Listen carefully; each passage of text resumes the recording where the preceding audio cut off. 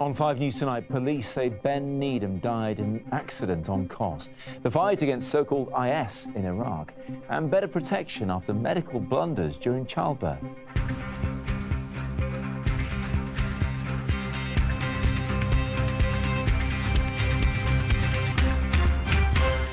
British police looking for the missing toddler on a Greek island say they've found one of his belongings. It is my professional belief that Ben Needham died as a result of an accident near to the farmhouse here in Heracles, where he was last seen playing. Taking the fight to so-called Islamic State, coalition forces, including the RAF, begin their assault on the Iraqi city of Mosul. And the Health Secretary unveiled a new scheme to fast-track compensation for problems in childbirth. Also tonight, do we protect the victim at the expense of the suspect in cases of sexual abuse allegations? Sir Cliff Richard says the law should be changed so people remain anonymous unless they're found guilty. But could that come at the expense of more prosecutions? And we'll be live in Manchester for the victory parade for Britain's record-breaking Olympic and Paralympic heroes. Good evening, welcome to 5 News Tonight. I'm Matt Barbet. A quarter of a century after he went missing, police have told the family of toddler Ben Needham they now believe he was killed in an accident close to their Greek farmhouse. British investigators have been carrying out fresh searches of the area for the past 3 weeks, and today they revealed they found an item that Ben is thought to have had with him when he was last seen. Our chief correspondent, Tessa Chapman, reports. They dreamed of seeing him, holding him again, that one day he would come back. But now Ben Needham's family must try to digest the worst of news. After a tip-off that the toddler might have been killed in an accident, police began a 3-week dig on 2 sites on Kos, and today announced they found no remains, but enough clues to reach a conclusion. It is my professional belief that Ben Needham died as a result of an accident near to the farmhouse here in Heracles, where he was last seen playing. An item found on Saturday the 15th of October is of greater significance to this investigation. It is our initial understanding that this item was in Ben's possession at or around the time that he went missing. Police wouldn't confirm what the item was, but said they'd shown it to his mum, Kerry, who was distraught. A devastating development after a tireless campaign to find Ben, keeping his profile high all over the world in the fear he'd been abducted. But it all changed last month with a claim that a Greek man who died recently accidentally ran Ben over with his digger, then buried him. Kerry Needham was warned by police to prepare for the worst. I'm angry. I could have grieved and I could have done something with my life instead of having a life on hold and not being able to do anything or focus on anything and live in this nightmare. It could have been ended 25 years ago. I could have probably forgiven that person back then, but now, no, it's 25 years of misery. Ben's sister spoke during the search. None of us want to believe that we're going to find something there, because that's 25 years of fighting and pain and hurt that could have been ended 25 years ago. We're a family that's lived in hope, and what do you do when that hope's all gone? Because now they know Ben probably didn't grow up, and the family faces a new kind of agony, the prospect of starting to grieve. Tessa Chapman, 5 News. A huge military operation has begun to attempt to retake the last remaining Iraqi stronghold of so-called Islamic State. The long-planned assault on Mosul began in the early hours of this morning. It involves tens of thousands of Iraqi and Kurdish troops who are backed by the US and also the Royal Air Force. In a city the size of Birmingham, there are fears that more than 1 million people could be caught up in a long and bloody battle, as Layla Hayes explains. Kurdish troops firing on the city of Mosul. So-called Islamic State now under attack from both artillery and mortar fire. Spirits among the Kurdish fighters seemed high with this display for the cameras. Even before dawn, the convoys of Iraqi and Kurdish forces helped by US-led coalition airstrikes. Announcing the start of the operation, the Iraqi Prime Minister appeared on state TV. وابتدأت عمليات تحرير الموصل. The hour of victory has arrived, he said, and operations for the liberation of Mosul have begun. بطش وإرهاب داعش. Earlier, the Iraqi military dropped thousands of leaflets over the city, telling residents to keep calm and tell your children it's only a game. But the United Nations has expressed fears that the battle for Mosul could result in a humanitarian crisis. Mosul is Iraq's second largest city and is now the last city in the country to be held by Islamic State. It's estimated there could be as many as 1.5 million people left inside, and it's thought up to 1 million civilians could become refugees. The first stage of the operation is to encircle Mosul. Joint forces will do this from the north, east and south. It's thought the west will be left open deliberately, allowing Islamic State fighters a way out of the city. Drones will then pick off IS fighters as they flee. It's hoped this will limit the number of civilian casualties. Such a complex and dangerous operation could take months, but analysts say it's crucial to the stability of the region. The defeat of ISIS in Mosul would represent a hard blow, a shattering blow. It would mean the beginning of the end of the territorial Islamic State in Iraq. It's thought many Iraqis may now flee to Turkey or even Syria. The battle to retake Mosul may get rid of Islamic State, but in terms of civilian casualties, it could come with a high cost. Layla Hayes, 5 News. Well, we can speak now to CNN's Ben Wiedemann, who's on location in Erbil. And Ben, what is the latest there?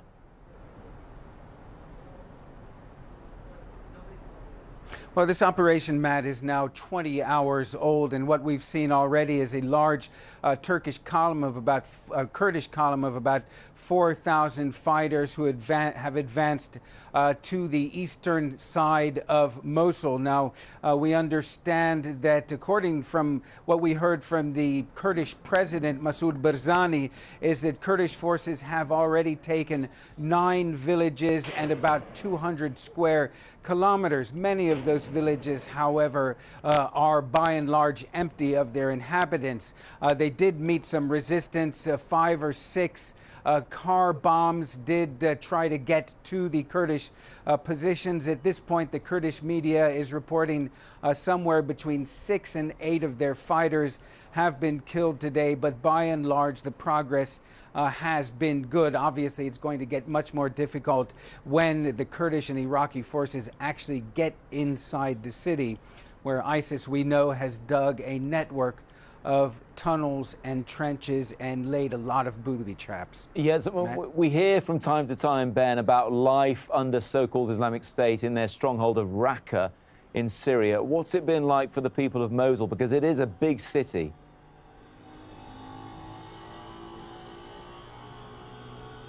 Well, what we've seen over the last two and a half years, keeping in mind that ISIS took over the city on the 10th of June 2014, is that ISIS has tried to portray through its videos, propaganda videos, that it's sort of a paradise for the true believers, that life goes on, people enjoy a life of peace, tranquility, and piety. The reality, however, when you speak to people from there, and we've been on the phone trying to speak to people much of the last few days inside Mosul, is that it really is a reign of terror, that people are punished for speaking out against ISIS. People are punished for trying to leave the city. They are punished for smoking cigarettes, shaving, wearing Western clothing. That, of course, we know that Yazidi women have been forced to become sex slaves for ISIS, that at the moment there's a shortage of fuel, a shortage of food, electricity just a few hours a day. People are bracing for this offensive, and we are told they're very much looking forward to see the backside of ISIS going out of their city. Ben, many thanks indeed. Well, people in the besieged Syrian city of Aleppo have been given some relief after Russia announced plans to stop airstrikes for a few hours later this week. There's been relentless bombing in the city since a ceasefire collapsed last month, as Russia and the Syrian government try to drive away what they describe as rebels. Hundreds of thousands of people are still trapped there, and Moscow says there will be an 8-hour pause in airstrikes on Thursday to let in humanitarian aid. A group of 14 teenagers who've been living in the so-called Calais jungle have arrived in Britain as part of a government scheme to help unaccompanied children. The youngest is 14. Some of them have fled the Syrian civil war, and all of them have close family members already here. They've been brought to Britain days before the camps are due to be demolished. And the new head of the Child Abuse Inquiry in England and Wales says she doesn't want to reduce its size or scope. Professor Alexis Jay says some measures will be taken to speed it up. She is the 4th chair after the previous 3 quit. Families of children who are injured or brain damaged at birth are to be offered fast-track compensation by the NHS. The Health Secretary, Jeremy Hunt, says he hopes it'll stop parents from having to endure long waits for settlements in the courts. And he wants staff to be able to speak more openly about any failings so lessons can be learned. Here's our health correspondent, Catherine Jones. 3 years ago, Lauren's baby daughter Jada died in her womb the day before she was due to be delivered. Lauren says the staff on the maternity ward didn't try to close ranks or make excuses. Like her, they just wanted to discover why it had happened. They didn't ever defend themselves. I was quite lucky in that they really showed me that she mattered. And I remember when she was born, the midwife actually started crying.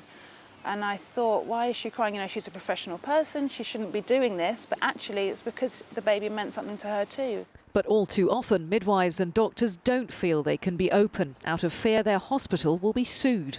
Congratulations. Thank you. Now the Health Secretary has plans to make NHS maternity care the safest in the world. No, I felt sorry for my wife because when we had our number 3, I was Health Secretary.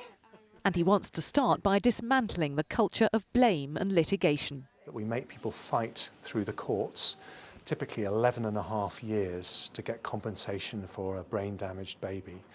And we want to find a better way of doing that, which is better for the parents, giving them access to compensation earlier, but also better for doctors and nurses who are very traumatised by what, it's awful for them in those situations. So the government plans to make sure doctors and midwives can safely admit mistakes without the risk of that being used against them.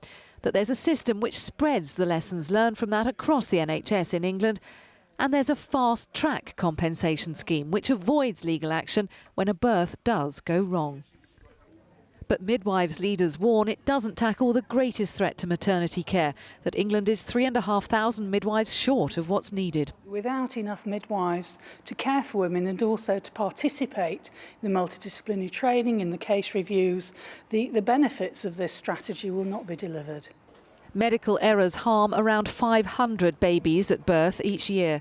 This new approach should cut that number and reduce the burden on families and on the NHS when mistakes do happen. Catherine Jones, 5 News.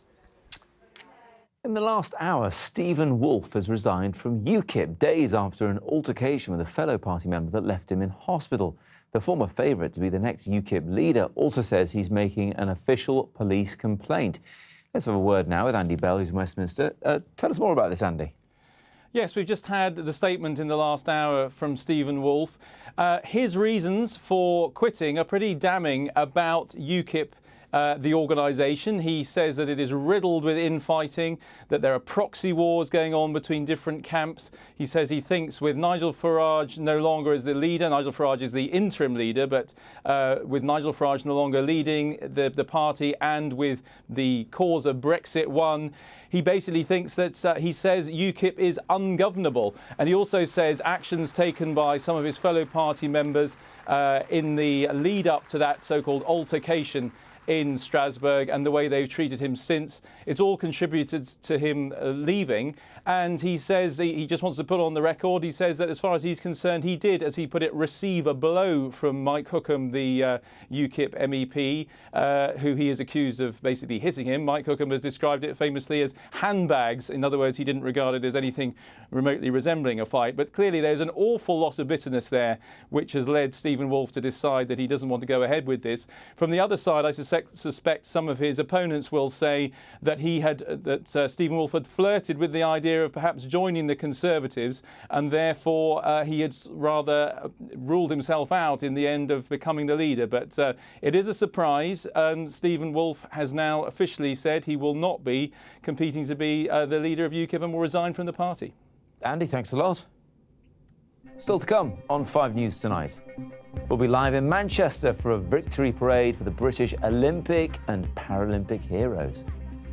And awards for Margaret Aspinall and the women who campaigned tirelessly for the victims of the Hillsborough disaster. Those stories and more after the break.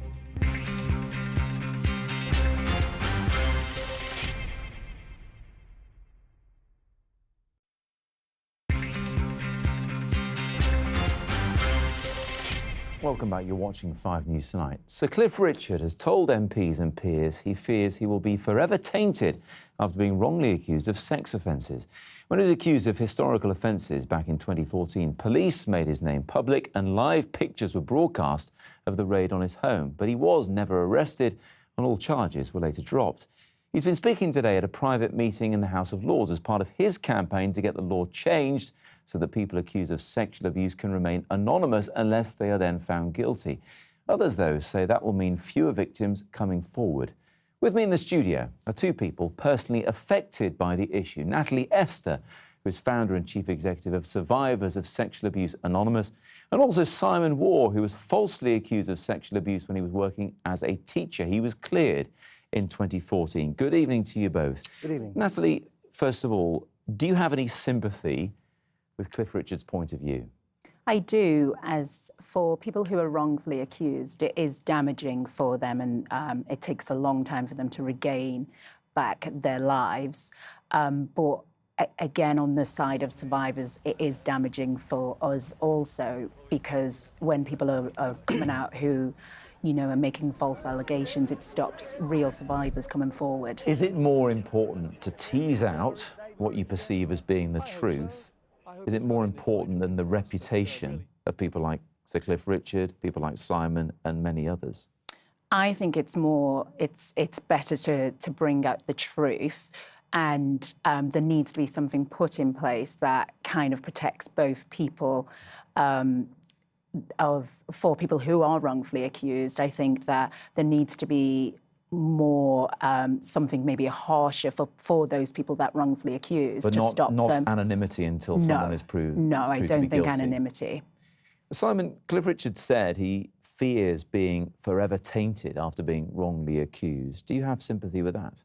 Well, he doesn't need to fear it. He will be manacled with that particular allegation for the rest of his life. Even though there's no charges to answer, all allegations have been dropped. No, we know because sexual abuse, particularly where it was a teenager in Sir Cliff's case, is concerned, there's a particular stigma attached to it. And all it needs is for someone to be accused of that particular offence. You don't have to be charged, just accused. That will suffice for the untutored mob, because I had to suffer. After I was arrested and then charged, my name was put out immediately, newspapers, television, radio. And apart from the fact that I lost my home, I lost my reputation, I lost a lot of money, I lost my peace of mind, I lost my career. I, in fact, lost everything.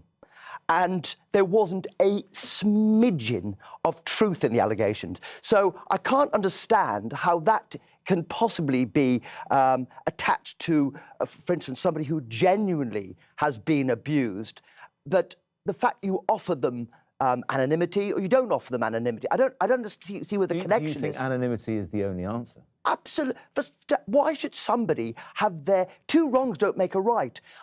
If someone has been abused, of course an abuser should be brought to justice. It won't always happen, but of course that goes without saying. But just because you name somebody who's been accused, I don't see why you have to destroy someone else's life in the pursuit of justice for somebody who has been abused. Let me just put these points out, because we have seen with very high-profile cases like Rolf Harris and a slightly different set of circumstances with Jimmy Savile, that once someone makes that leap of faith that they're going to be believed, The name is then mentioned, so we all know about it. Others rightly come out and confirm. And I'm sorry that that happened to you, but on the side of survivors, it generally takes them a long time to come forward. Well, I'm a and survivor. Many decades. And what happened in those cases with Jimmy Savile is once the ball started rolling, lots of other people were able to come forward because they believed they would be believed. Let me just balance what Simon's saying there. But he is a victim too, isn't he? And there is this problem that too many people believe, even in the face of a not guilty verdict, that there's no smoke without fire. How do we address that?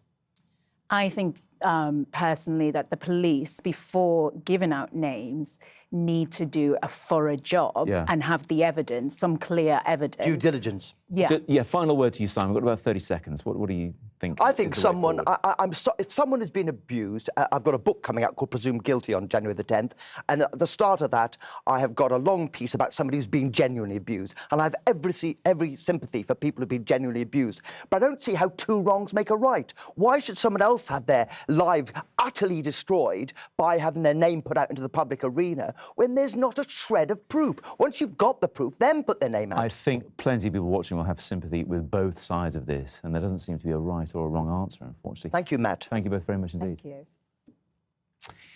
Tens of thousands of people have turned out in Manchester to cheer on Britain's Olympic and Paralympic heroes. The record-breaking athletes are getting to show off their very impressive tally of medals from Rio during a parade right now. They'll then attend a party in Albert Square before doing it all again in London tomorrow. Dominic Reynolds has been watching this afternoon's procession.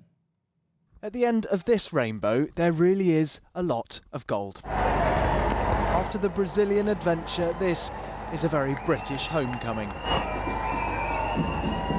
A rain-soaked lion led Team GB and Paralympics GB through central Manchester. Under those umbrellas, there are tens of thousands of proud people.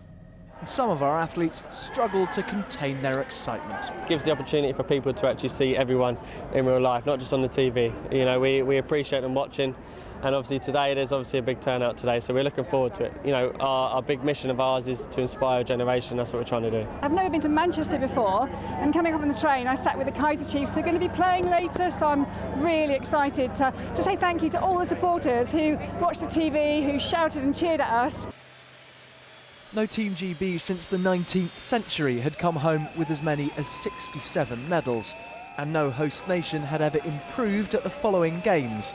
But this team did, and a golden summer was made of moments like this. Taking a breath. Max Whitlock becoming our first ever champion gymnast. Up high, good twisting. Mo Farah falling down, but getting up again to keep his 2 titles intact. Jessica Ennis-Hill returning to the track as a mum and winning silver. And our women's hockey team doing the unthinkable, winning on penalties. 2 weeks later, our Paralympians did us proud too. Ellie Simmons brought home 2 of the team's 147 medals. While Sarah Story, already a dame, became our most decorated Paralympic athlete too. By the time they took to the stage in Albert Square, these teams of winners appeared wet through.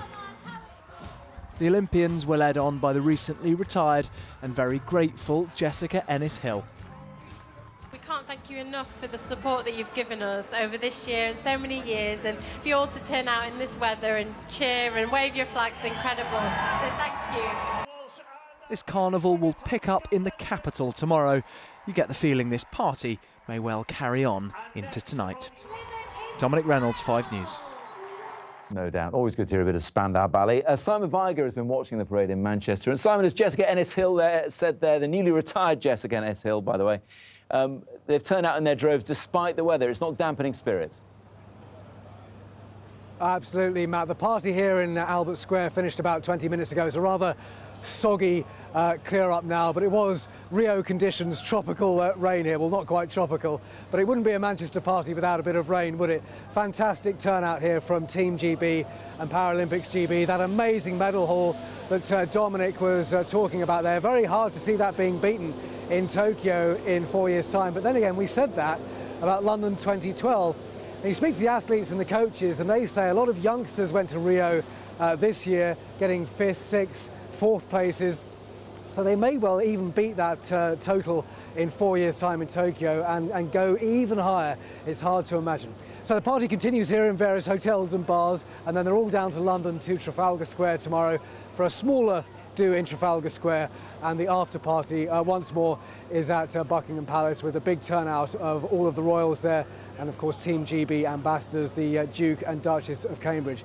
A fantastic party here in Manchester. Manchester made a lot of the medals because, of course, it's the home of the National Velodrome. And the party, as you say, continues tonight with Spandau Ballet, I'm sure. I hope so, Simon. Enjoy yourself. Thanks very much indeed. Finally, their long and tireless campaign brought justice against all odds. And today, a group of women who lost sons and daughters in the Hillsborough disaster have been honoured by the Prime Minister. The Women of the Year award was accepted on their behalf by Margaret Aspinall, whose 18-year-old son James died in the tragedy. Minnie Stevenson has more. We've been fighting to get to the truth. I want them 96 to rest in peace now. Let's hope that's only the beginning of what's going to be done. For 27 years, Margaret Aspinall has fought tirelessly for justice for the Hillsborough families who lost their loved ones that day. And today, the Prime Minister recognised their strength and determination by presenting Margaret with a special Women of the Year award. We know that the family's fight for justice is not over, but it's thanks to their grit, their determination, their courage, that we now know the truth. Yes, Margaret, the truth. Several of the mothers who lost children at Hillsborough and have campaigned for decades stood with Margaret as she accepted the award on their behalf. We all think of our loved ones each day, you know. So to me, this is not a celebration as such. This is recognition of them 96, to me, which is more important. Margaret lost her 18-year-old son James at Hillsborough in 1989. Since, she has put aside her own grief to fight for justice for the 96 people who lost their lives at Hillsborough. And this year, they finally got the truth, recognition that their loved ones were unlawfully killed. Today, after picking up the award, Margaret thanked all of the women who had supported her. I remember years ago and think women weren't as strong as men. I think they've proven an awful lot. They're a lot stronger in some ways. As they left, a standing ovation, a mark of respect for the women who would never have chosen the circumstances but were forced to take on the establishment and won. Minnie Stevenson, 5 News. Remarkable women all. That is it from us. Sian Welby will be here with the weather next, and Danny Sinha is back with updates throughout the evening here on Channel 5. For now, thanks so much indeed for your company. I'll see you again tomorrow at 5 and then again at 6:30. Bye-bye for now.